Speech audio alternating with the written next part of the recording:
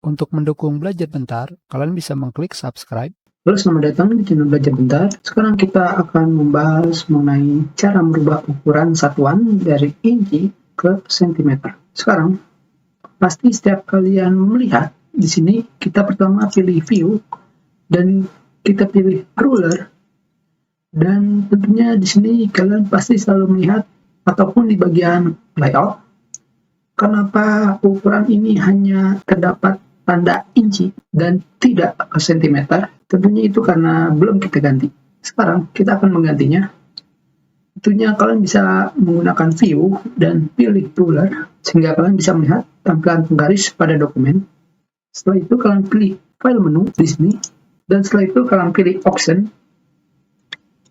dan setelah itu kalian pilih advance, dan setelah itu kalian scroll ke bawah sampai kalian bertemu dengan menu display, di mana di sini terdapat tampilkan satuan ukuran dari inci. Sekarang kita ganti ke sentimeter.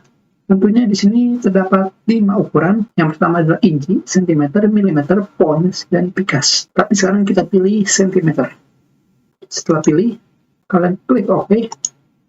Dan tentunya sekarang tampilannya sudah berubah. Jika kalian melihat pada bagian layout, maka di sini sudah berubah menjadi sentimeter dan bukan inci lagi. Hanya segitu saja pertemuan kita. Terima kasih.